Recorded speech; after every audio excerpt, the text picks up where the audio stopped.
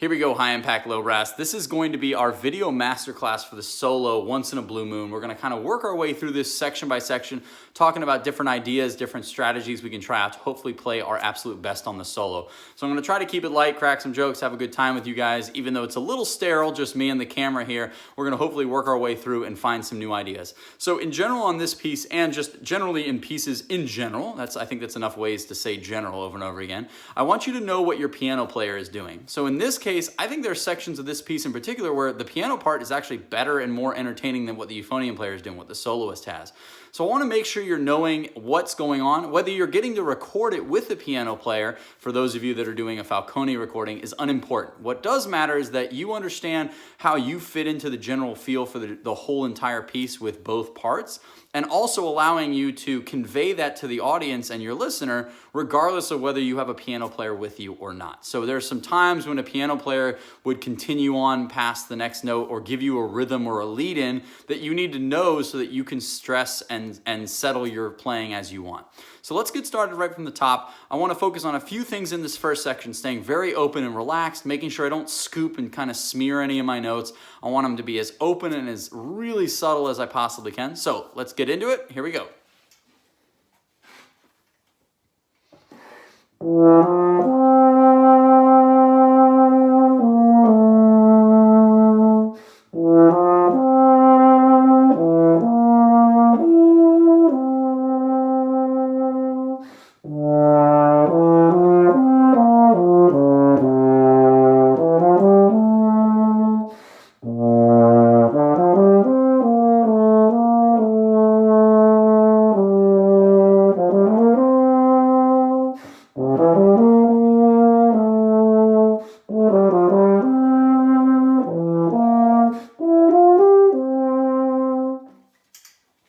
Alrighty, so as we move through the first section, I think the biggest moment as we get into this is leading into letter A. So in the beginning, we want really relaxed feel, making sure we're digging into that low C in the measure that's 3 before A. Now, one thing I want you to do is make sure you're placing your breath very carefully in this section right before and right after letter A. So for me, what I'm trying to go for is I want to take a breath before the low B flat that starts the measure 2 before A. And then what I want to be able to do is utilize that to blow straight through letter A, including the pickup notes into it. So I don't want to take a breath there. I don't want to interrupt the phrase, and I want to give a better feeling of forward motion to then catapult me into both letter A and the new tempo. So I'm going to take a breath before the B flat, blow straight through, and that does put a little awkwardness for me and the piano player if I'm playing with one, in the sense that I'm going to give them a lead-in on the set of 5 notes before that, but I'm not really going to establish a good tempo. So I'm going to make sure I would physically move to get them settled with the new tempo if we were playing together, and something that I would prep with them ahead of time. So here we go. I'm going to do that one more time. I'm going to take the breath right before 2 before B, 2 before A rather, and then we're going to continue on through that. Now the next thing we're going to also focus on is leading that into letter B. I want to make sure that I don't pull my eyes out as I get into that high A stretch from that. That's going to be something that a lot of us are going to want to tighten up and muscle on. Avoid that at all costs. It needs to sound effortless and really nice. This is your first chance to really show what you're getting, and to be honest with you, if you were playing a judgment, if you were getting judged by a tape round or something like this, if you butcher this A natural, there's a good chance that ends your audition from there. So really make sure you're nailing it. It's the first real big statement and really a good chance to show off what you got. So here we go. I've talked a lot of trash. Let's see if I can actually put my money where my mouth is.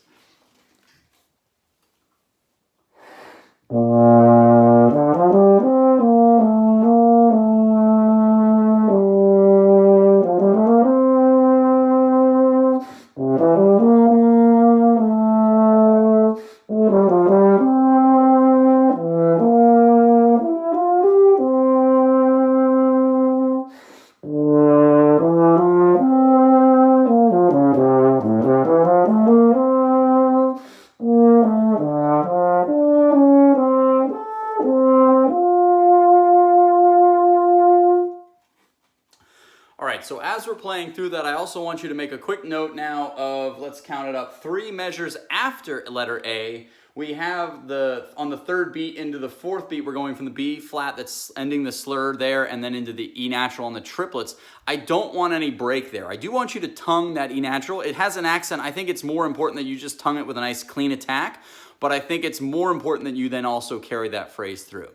So we've made it through the first section, As we now move into the next area, it's getting that kind of, I'm gonna say like that more ratatouille kind of French jazz feel to it, a little bit lighter, a little bit more interesting as we move through, a little less straight up and down. So I want, as you come in on these entrances, you make it clear which beat you're on. There is gonna be some syncopation, and also on our 16th note triplets, I want you to kind of drag your feet a little bit and really make a big deal of your landing point and not of those notes. So they definitely can't sound rushed at all.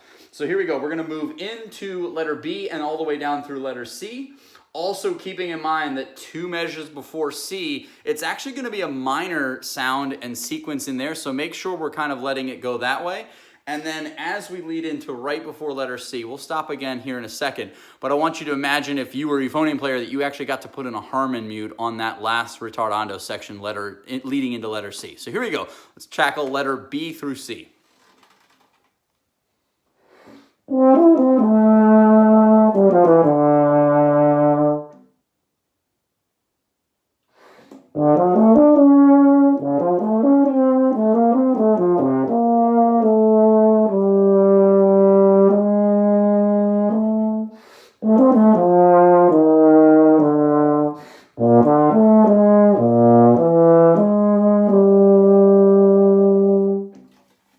So right there on those last few notes, especially digging into that F flat, I really want that to be kind of our Harmon mute, beautiful jazz kind of ending, get the brushes out on the snare kind of feel. The other thing I want you to keep in mind here is in the half note D right after letter B on our entrance, that's gonna end on a major chord, and that's kind of an interesting feel and not exactly what you might expect in the music, but you wouldn't know that if you didn't look at the piano part, so make sure you're looking at that. So I do wanna make sure that that ends with a little bit more impact. And then also making sure that as we move to the next section, I tried not to take a breath. I got a little bit lazy on my A natural at the end of that next phrase, but I want you to blow all the way through that. And again, keep it nice and light. So now as we move to the next section, before we go any further, when it comes to recording this, especially if you're doing this for Falcone, you're gonna need to make a personal decision about counting rests. There's a couple of spots where it's 1 measure, you probably should definitely count at that spot. If it's 4 beats or 4 measures of rest here after C, it's a good chance that you can be emptying spit and getting yourself set up, but you also may choose that you just want to kind of pause for a moment, get yourself reset, and then continue on. I would definitely always double check the rules, and then that's a choice you need to make for yourself. Again, if you're playing with a piano player, it's a moot point, but for this, do think about that. You may feel that you don't really want to just awkwardly sit there forever, and for some of you, that may be the break that you actually need. So make your own personal choice on that. As long as you do it comfortably and confidently, it's going to be fine, and also ensure that that next entrance comes in cleanly.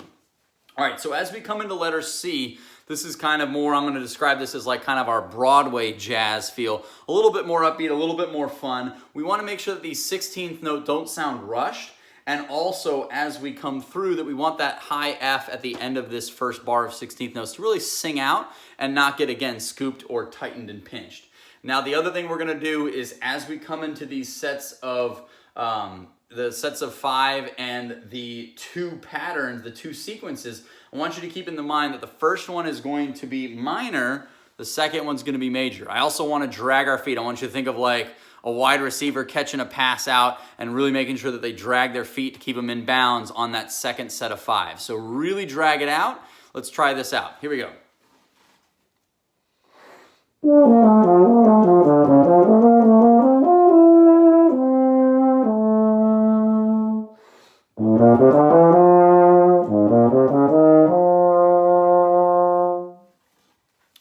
So something I want you to do a little bit of experimenting with. I think this is one of the first really nice spots where you can really put your kind of own personal stamp on it. You might find that you want to really drag it out. It's not written with any kind of retardando on there, but it's a really nice way to end this section. We're also then about to go into letter D, which is going to start a whole new tempo, a new section anyway. So this would be a good chance to do it. I personally want to do a little bit less dragging of tempo and more letting the notes feel like I'm leaning back on the back of the beat to do so. So I'm not going to be in any hurry to get there. All right, so let's now move over to letter D. So now we're just going to go into the nice allegro section. We're going to be bouncing with these triplets. On the 8th note, quarter note, we are going to swing it I think it would be a little bit awkward if we didn't. If you played it straight, I feel like it would just interrupt that triplet and that flow and the feel for this section. But another idea that you might want to explore a little bit further. So as we move through this, we also then want to make sure that as we get to the end of this before our 2 bars of rest, that again, that little grace note run down to the G is that same kind of schmoozy feel that we enjoyed back at letter B, and then kind of the same idea as we're leading into letter D for this as well. So here we go. I'm going to start right on letter D and get into it. Here we go.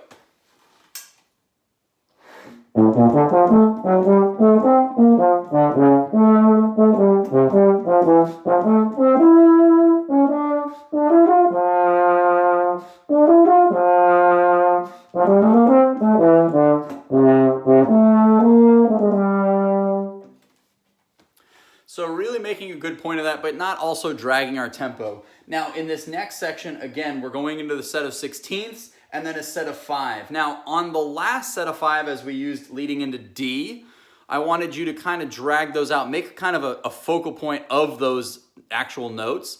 As we do this run of 5 into the D, and that's going to be 1, 2, 3, 4, 5 before letter E, I want you to use this more as just kind of a run up. So the focal point here needs to be the D we're going to, not the actual run pattern itself. So keep these smooth, keep them moving, and lead it into the next phrase, which then is going to continue on.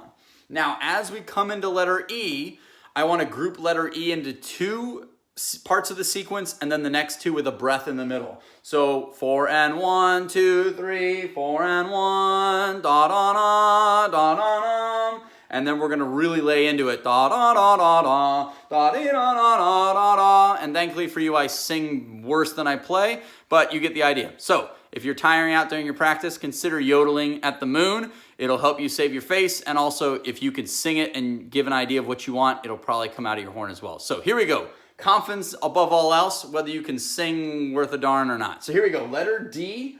The quick section of letter D after the 2 bars of rest, leading through and into letter E. Here we go.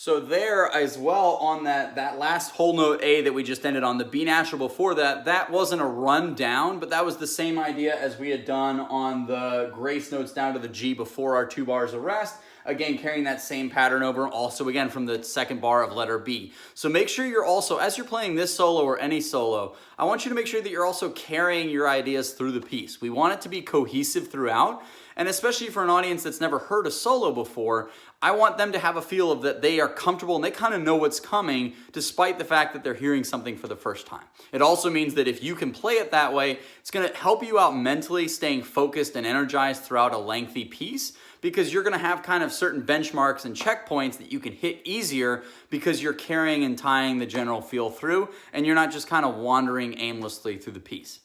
All right, so on that one, at letter E, again, making sure we do the first 2 sets, the eighth notes into the C, and then the eighth notes into the C sharp, holding that out full value, then getting a breath, and then moving through the next 2, and then really dig into our part over at 5 and 6 after letter E. That's going to be kind of what I'll call our Clair de Lune kind of moment, where it's a really nice chance to kind of let it settle out, end the phrase as we then continue on. So then once we move through that, this next section is just going to kind of flow easily. It's going to also combine the eighth note patterns that we've had before with a little bit of the triplets. So we want to have a nice clean break between the 2 rhythms and also make sure that we're blowing straight through. Okay, there's also some chord progressions and some things that sound a little bit like the Watch Over Me. It's Barbra Streisand and Gershwin writing some really nice stuff there. So another piece for you to try out. Plenty of references for some of you to hopefully tackle and take a look at for the first time.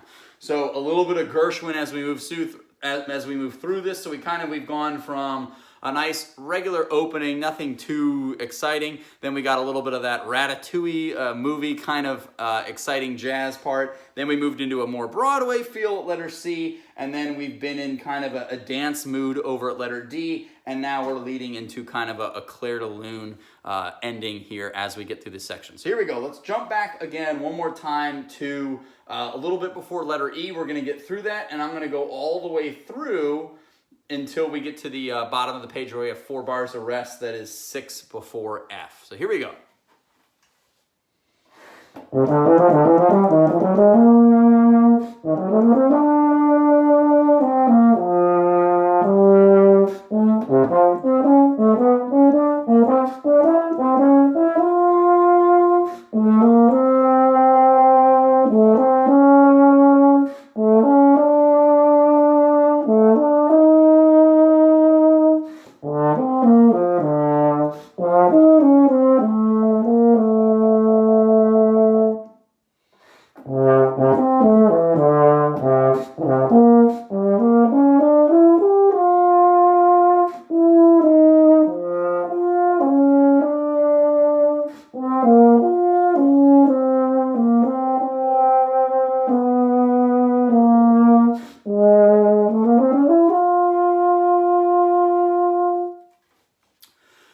So as we get through that, a couple things I want to go back quickly and tackle as well. So before we get into letter F, in that last section we just played through, on the sextuplet, I want to make sure that you're feeling it in 2 sets of 3 and not in one quick run of 6.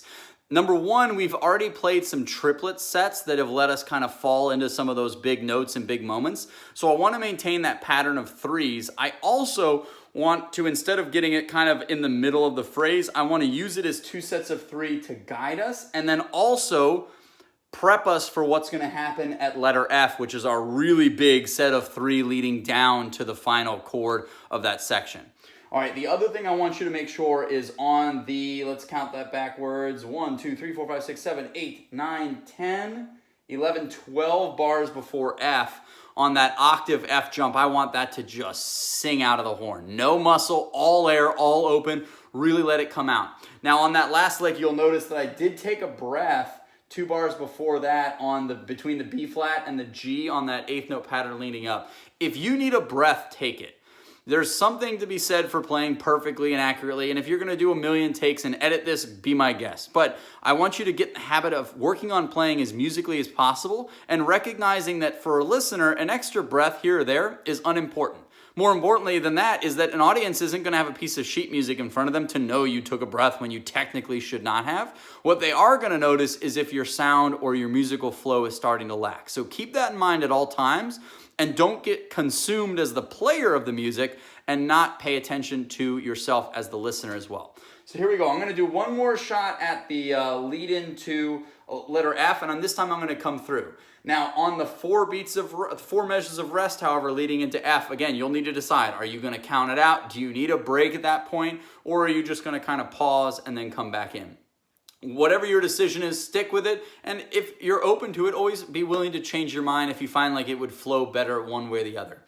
Now, as we come into 2 before F, I want you to make sure we're not putting the ritardando too early. We don't want to peak out too fast on what we're doing. We don't want to show our hand early. And I want to make sure that we're moving smoothly and quickly enough into the 1 bar before F that we can really start to pump the brakes, make sure we get a nice clean attack on the second articulation on that high B flat, and then really put on the juice for that descending set of triplet into the F. All right, so here we go. Lead up into F. Here we go.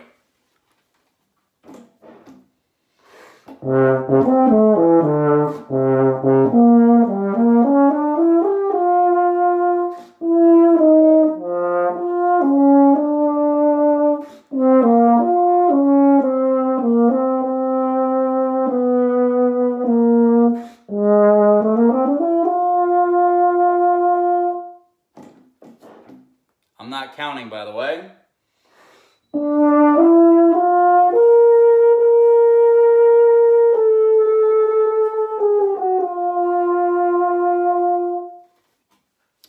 So really making sure that we get that nice clean triplet in there. And also, again, like we talked about, a really important note to get is that second B flat. If you kind of mush or ghost that attack, it's going to give a lack of clarity and also somewhat take away from that peak moment and thus diminish how exciting that final fall down to the F is going to be. All right, so here we go. So now we're going to move past that section. We're into letter G. Again, whether you're counting rests or not, the key point is that you need to come set and play. Whether you're doing this on a video recording like I am right now, or whether you're playing in a tape, you as a judge can hear when someone is not coming set with their horn and they're just kind of throwing it up and starting. You can hear that inconsistency in the quality of the first few notes. You can also hear that it's going to take a second to kind of get comfortable and settle in. So make sure, again, set yourself, think about what's coming up, and then breathe and play every time you start the note so that it gives a consistent and confident entrance each and every time. All right, so in letter G, into this next section where we enter, this has a really nice tango feel, okay? I want you to think of like Mask of Zorro dance, which isn't quite a tango, or like a nice Scent of a Woman tango. So really quintessential stuff. The piano part is really excellent here. And I think for a lot of you, this is gonna be kind of the awkward section you're not really sure of what to do with. The chromatics are a little bit weird.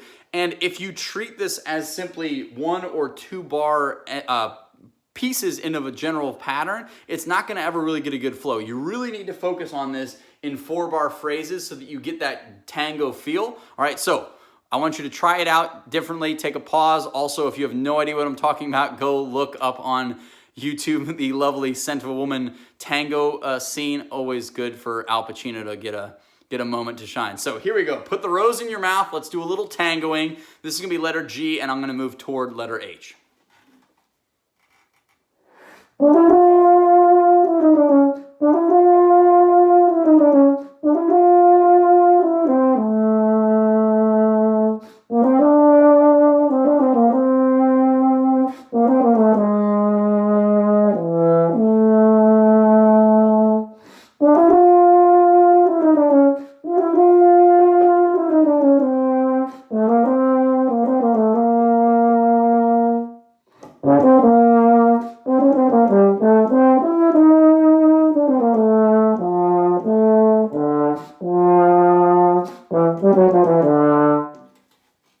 Alrighty, so you may not have been able to hear it, but I did gurgle it a little bit. So if you are in a recording, do not stop just because you have a little spit. Either you can edit it out later, or you may be surprised to find out that on the recording itself, you may find that though you noticed it big time as the player, the mic may not have actually picked it up. So never quit early over something small. You can always either retake it if necessary, or it may not actually be as big an issue as you can be. So also, again, put those little details out of your mind as you're recording through this. So in this section, again, we want that tango feel, that really passionate and exciting thing. And also, you can hear in the 4-bar phrases, all of a sudden it goes from kind of weird and chromatic to a really actually nice flowing and beautiful line. So as we come into the 4 before H measure, where we're actually tonguing those 16ths, we want to make sure we're getting a really nice attack on the D flat to the C so it's clean. Dig a little bit more into that D flat, let the C also speak, but put more energy into the D flat so it pops you right up. Kind of think about like that trampoline feel. And then again, we have moving into, at the end of 3 before H, we've got yet another instance of that set of triplet 16ths leading us into the next sequence. So you can see how this is really nice writing, it's carrying it through, and despite moving through some different dance styles and some different feels, we're still maintaining a nice cohesive set of ideas to work through the piece and again, make it easier and more accessible. So here we go. I'm going to jump back into 4 before H, really focusing on good cleanliness, and this time I'll push further into H. All right, now at letter H, before we get there, this is not my most enjoyable or favorite part of the piece. I think this is more like cocktail lounge kind of jazz. It's just kind of, it's nothing special. So I want you to not get lost in this. I think the tendency is when we don't really have a clear idea of what we want to do, we just wander or we're not committed to anything. And it doesn't come across very interesting, and it's the time when you doze off in the middle of the audience. So even though it may not be the most thrilling, I want you to stick with it, focus on beautiful lines, blowing through, and tackle the ideas that you want to go with. It might be that at that point you're trying to feed more off of a piano part or an ensemble, but in this case we need to try to do something with it even when we may feel like there's not much there. So here we go, leading into letter H.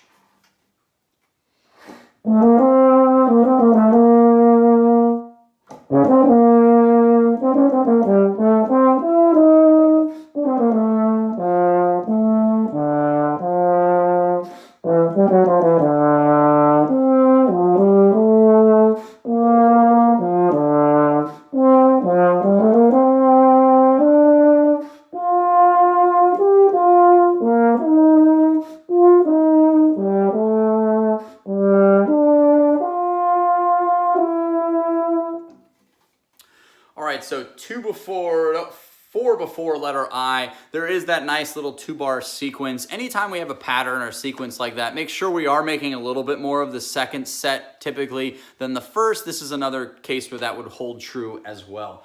So on the G, F, B, E flat, F, E flat, da-dum, that needs to really come out as we go.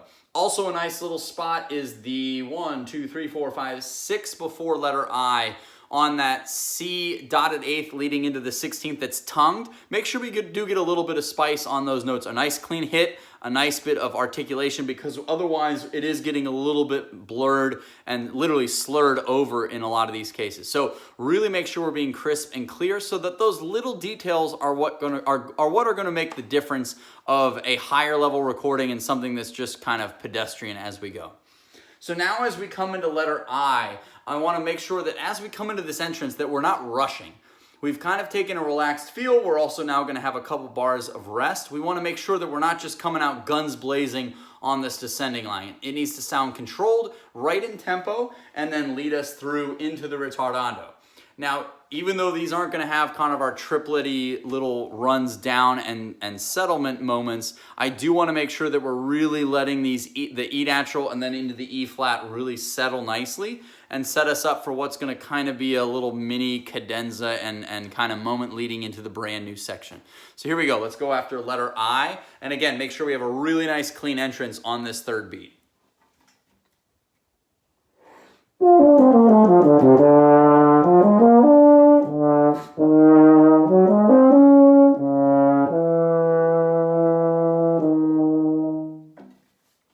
All right, so I actually ran out a little bit of air there. So what I want you to keep in mind is you may want to actually adjust this breathing pattern. That was as written with the slurs and the attacks in the right spot. I personally am going to want to take a breath as I come through. 1 E and a 2 E and a 1, 2 E and a 3, 4, 1. I'm going to play through that without a breath. And then I want to take a breath in the 1, 2, 3, 4, 5th bar before J between the E flat and the G. So that's going to be where I want to breathe. That way I continue the phrase, get to that landing point on the E flat. And also I feel like that's going to also set me up that I can, if I take that breath, it's going to make sure that I'm ensuring myself to get through that E natural and E flat without having to either hurry the resolution or kind of poop out and die at the end on that E flat as I did a second ago. So here we go. Let's try it out that other way with the breath instead of as written between the D and the E flat, instead between the E flat and the G. Here we go.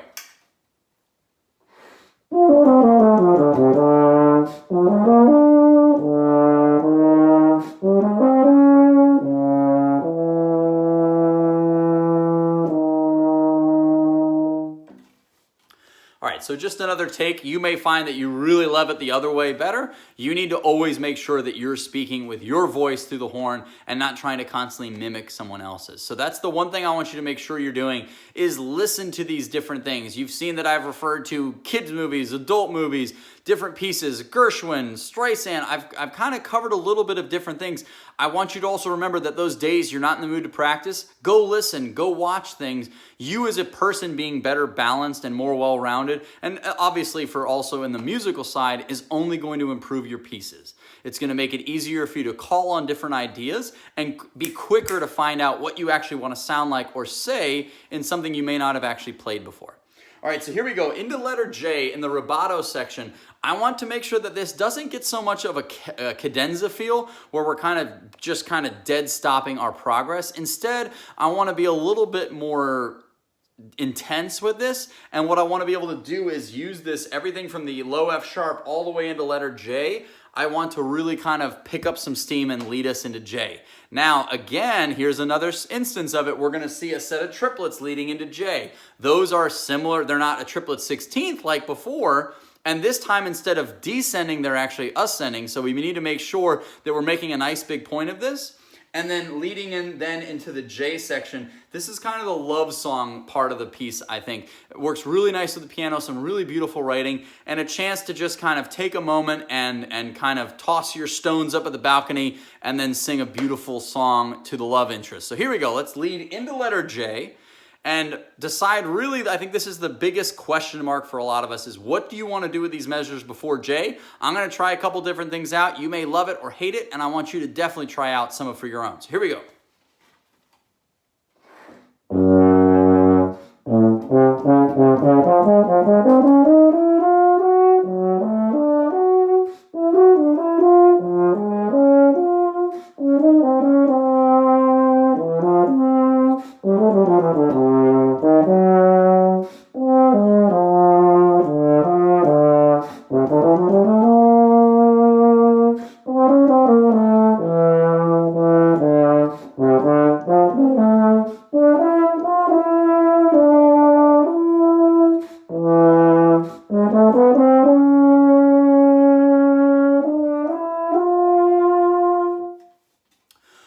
So there's another instance. You could hear I chipped that note pretty solid there. So again, just like when we had a little bit of water in the horn earlier, if you chip a note, leave it be. Number one, that may be the take that without editing, that's the best take you're going to get all day. And if you let it be ruined by one note that can quickly be done in another take or a quick little minor edit, you're setting yourself up for disaster. For those of you who haven't had a chance to do a recording session before, that's definitely something I would recommend. That's not this quite the same as just doing this with your phone or mic or a setup you have at home. But I'm talking about actually having a professional or someone who takes it pretty seriously behind the booth, quote unquote, if you will, giving you some guidance and making you do takes. You're going to be surprised at both how much stamina you have and how quickly that all of a sudden will go away if you're not doing it as well.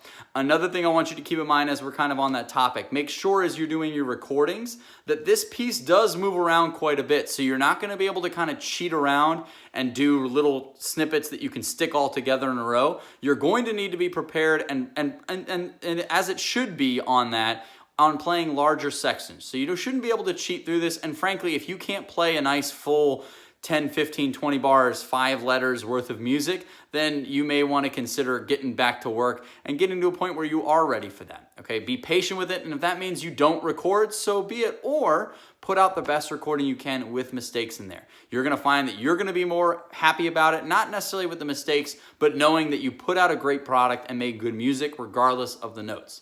Okay, another thing to keep in mind is if you're having to cut corners or fake your way through a tape round, I don't care whether that's for a professional audition or for a solo, if you're having to cheat the system just to get in the front door, I promise you that when you show up, you're not going to do very well. It's not going to go well for you. So save yourself the hassle and the headache, and don't sacrifice your soul and the rules and also just generally good playing just so you can get past the first hurdle when it's only setting you up to fail harder on the next ones. Wait your turn, be patient, keep up the good work. So, soapbox over. Let's jump into this next section. So I'm gonna go back again. I didn't really love the flow. I felt like I still got a little overly cadenza feel on the 2 before J.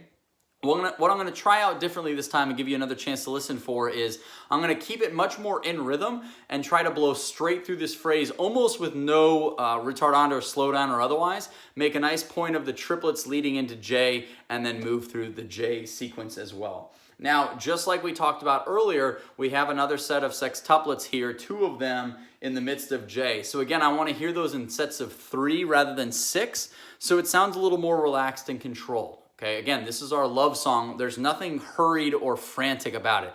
It needs to be controlled and beautiful, and by breaking our sextuplet into 2 sets of 3, it's going to give us as the player a little bit more confidence, a little more security, and then make that sound come out of the horn even better. So here we go, leading into letter J one more time.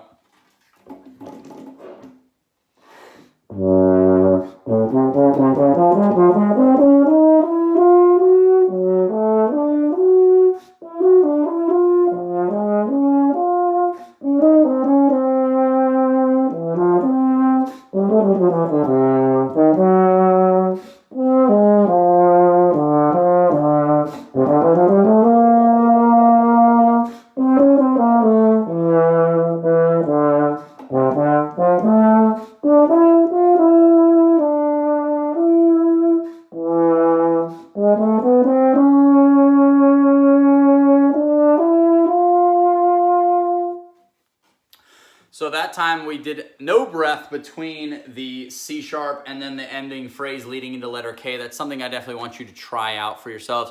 If you've got the lung power for it, great. Also keep in mind that for some of you, you're just physically going to get bigger over the coming years of your playing. So recognize that at the moment, it may not be an option for you to do a carry through phrase like that without needing a couple breaths. That's fine.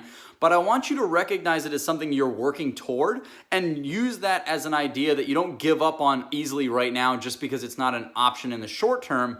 Make sure that it is an option and a guarantee for you to be able to utilize as a tool in your toolbox there for making the best music you can. All right, so again, we played the 2 sets of sextuplets a little bit more into 2 patterns of 3, and then leading into 1, 2, 3, 4, 5 before K, we got a little bit of that dance feel from the last section on those syncopated 16th, 8th, 16th runs. So make a little bit more of those. Again, tie the piece together nicely as we move ahead. All right, so here we go. We're now into letter K. In this section, we want to make sure that we're really blowing through, move the tempo up a little bit. Also making sure that, again, here on this 16th entrance, similar to if we go back a page to our entrance on, in fact, nope, we go back 2 pages. Nope, I lied. Going back 1 page, making sure that our entrance on things like the 16ths before letter E, the 16ths after letter I, each time we have these 16ths, and also in the tango section, they're always offbeat. So making sure that they're settled as well. So here we go. We're going to jump into this section, making sure we're tonguing nice and cleanly, but still maintaining some lightness. This is, again, going to refer back to that tango feel, some of the other dance feels, and then lead us now into what will become letter A, which is our waltz, our dance in 3 to the end here. So here we go.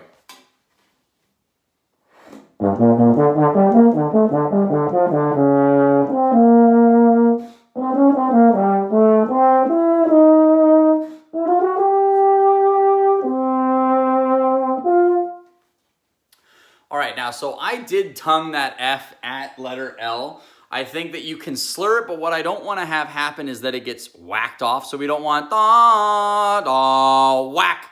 That's going to take away from the feel, and that's not how we want to start the last section. So you can either tongue it to be able to get a nice impact on the strike, but then also have the ability to lengthen that note. Or if you are going to slur it, make sure that you give it some length. The only thing I don't love about the slur is that I want it to kind of hit and then start the new tempo. And by slurring it, I can't really do that without kind of going whoop, which is not the scoop or the sound quality I'm after in the whole piece or in general. So something you'll want to think about for yourself. And again, these are the little details I want you to look for. I don't care what level of playing you're at. You always can be focusing on the little details for yourself, because that's what's going to keep you excited and motivated, and knocking that out in a recording or a band concert or a solo, that's what's going to get you to smile a little bit as you're playing. So make sure you remember to smile, hit those little details as we go.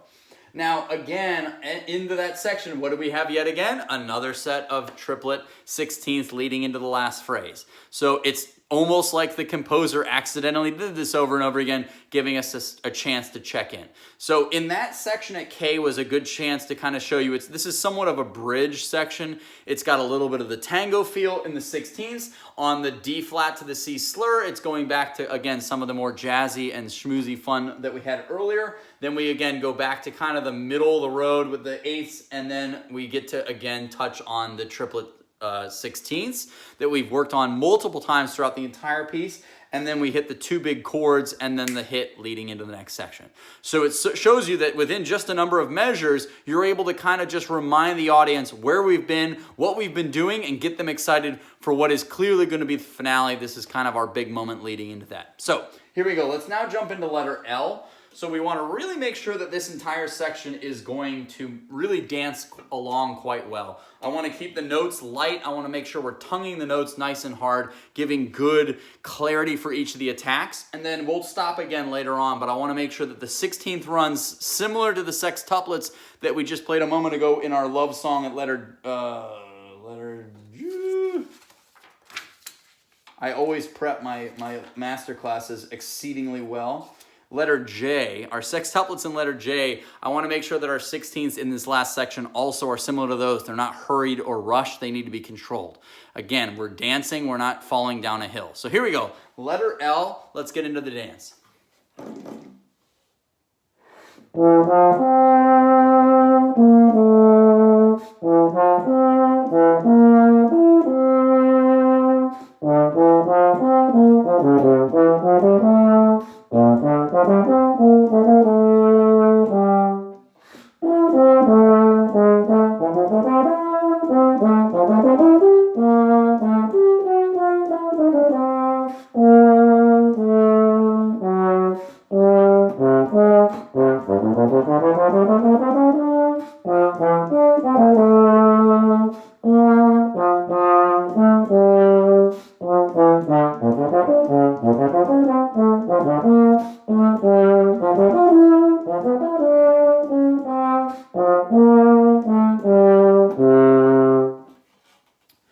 Alrighty, so not a bad little dance, a really nice section and a ton of fun to play as well. So let's go back and look at a couple different spots within this section.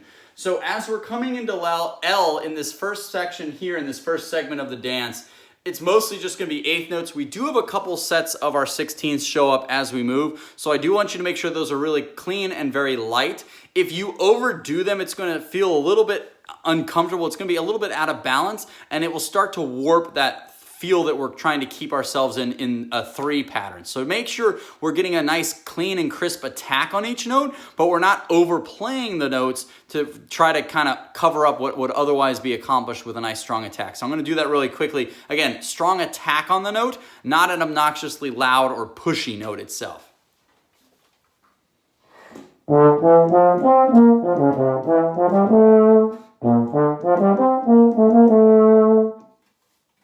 So again, making sure that above all else, at all times, we're feeling that 1, 2, 3, 1, 2, 3, 1, 2, 3, and 1, 2, 3. It should never feel pushy, and also the whole point of this is not to get kind of tight and tense. Now, at this point in the piece, you are going to be fatiguing pretty well. It's helped that I got lots of breaks because I'm talking to you, but if top to bottom, this is a nice 7.5, 8-minute piece, and it's going to fatigue you. So don't give up early on this, making sure you're taking a ton of air in to help yourself not fatigue, keep the stamina at its best possible at this stage in the piece. So as we then move into letter M, we're going to come into the series of either 4/16ths or eventually leading into letter N, we're going to get into the full run up. I want those to really drive forward, but again, maintain a lot of lightness. So again, nice strong attack on the front of the note, let it bounce and keep good separation and space between the notes. So we're not getting so cut short that we don't hear the actual musicality of it, but we're also maintaining a nice light bounce through. So here we go. Let's go back again to letter M, making sure also as we do these jumps and then leading into letter N, I don't want to hear high and low. I want to just hear one fluid dance. Here we go. Letter M into N.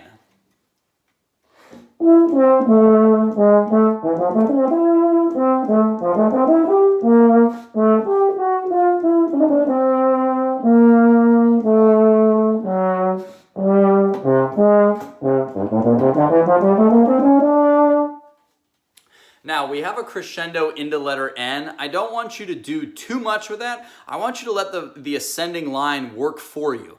The crescendo is kind of obviously built in because you're going to be able to hear this as it ascends. It's going to come into a more open range on the horn generally. So if anything, I actually want you to dig a little bit more into the low side of it so it has a nice clean start, and then it will naturally take care of it. Don't always feel like, especially when it comes to dynamics and crescendos and decrescendos in particular, if the musical line is already doing the work for you, don't overdo that by feeling like you have to add your own work to it.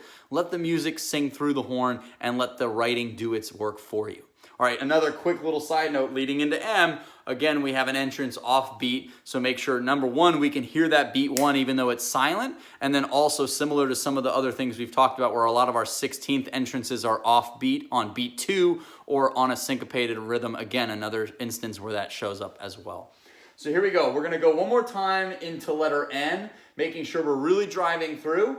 And then as we come into letter N itself, in our 1, 2, 3, 4, 5, 6, 7, 8, 9th bar of letter N, on this section where we go D, B, D, F, and then the D, a lot of you are going to want to be tempted to hit a B flat there on the partial going from F instead of jumping up to the D going only to the B flat. You've got to really make sure that does not happen. Also, that's one of the really nice moments of the piece at the end here. So you can't let your fatigue get away from you, and make sure you're just using a nice clean attack there to do the work and make sure that note pops right out. So here we go. Letter N moving through. And then again, before we get there, we'll stop again momentarily, but before O, just in the next set of the 16 patterns where we go F, G, F, E natural, and then F, B natural, E natural, really bring those out. They're a little weird, not necessarily what you're going to expect playing, but make sure you slow those down so we can hear them at the speed we're going. So here we go.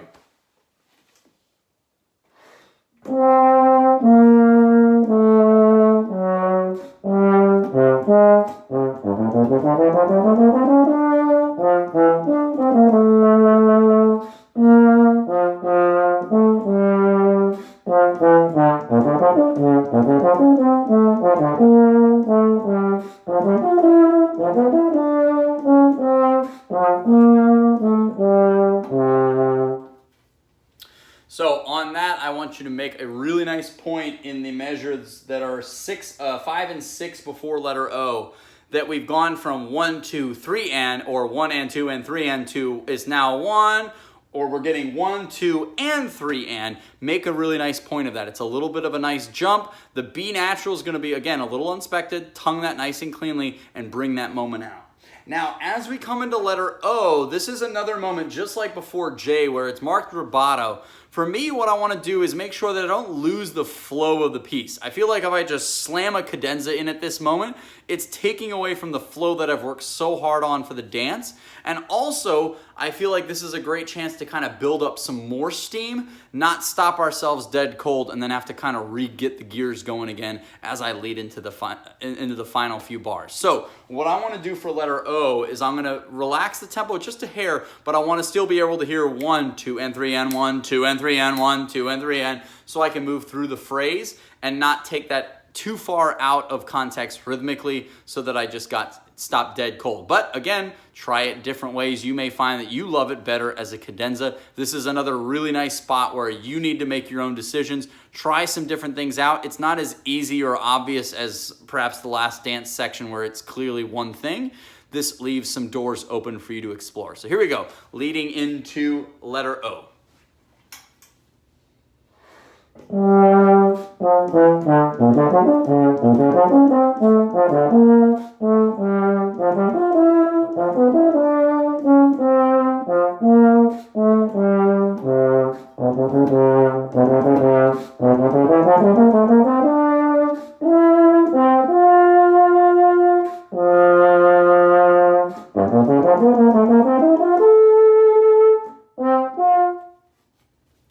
Alrighty, so you could hear at letter O, I did put a little bit more intensity. I wanted to stick out as something a little bit different, but I still want to maintain that flow. Now, you are also going to need to decide if leading out of letter O into the 1, 2, 3rd measure, into the 4th measure, whether you want that to accelerate or whether you're going to keep that honest by slowing O a bit and then just simply bringing it back to full tempo.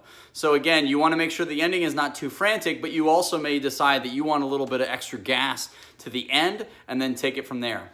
Now, as we come into the end, yet again, that 4th bar before the end, 5th bar before the end on the 16th notes, we're coming in off the beat one more time. So make sure that that's really speaking cleanly and clearly and that we're not off kilter. That's going to set and establish the entire rest of the piece.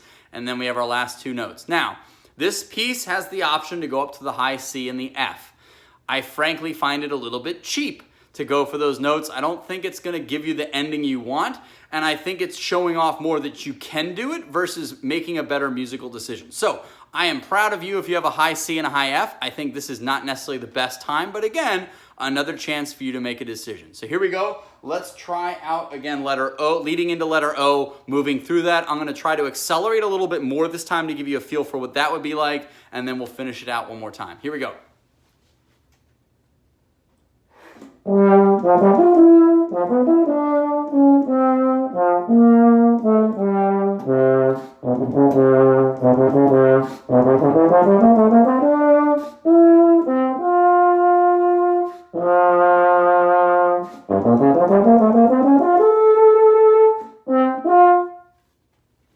Alrighty, here now. So the ending, I'm going to try to do this 3 times. Once up, once in the middle, and once down. Give you a chance to hear what the different options are. Personally, I kind of like the low option, but I feel like it doesn't give enough spice at the end, enough hit.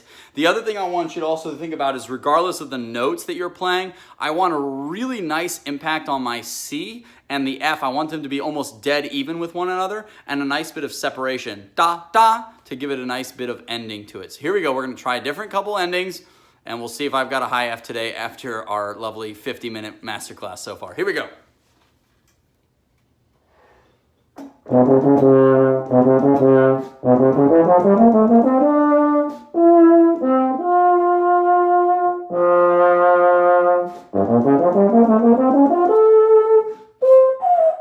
Ooh, ugly, gross. So, what are we gonna learn? If you don't pop your high F out, it's going to be more obnoxious and a really unpleasant ending to you, especially if you're ever playing something live, than it would be to possibly take the second option. So, can I pop out a high F? Who knows? You will never know if that was on purpose or by mistake, but I do want you to recognize that you need to know yourself and what you're doing very well. So it's not about can you do it 1 out of 10 times, it's that 10 out of 10 times the audience is gonna hear you, so you need to decide what you're ready to commit to. So here we go, one more time, we're gonna back up, play the middle and the lower version, and see what we got.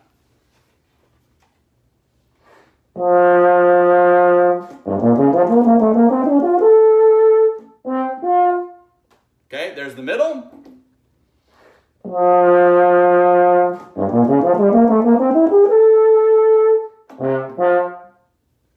So a little bit more intense with the bottom option. Again, I want to keep it more light at the end, but it's another take on how you want to end this piece. All right, here we go, one more time.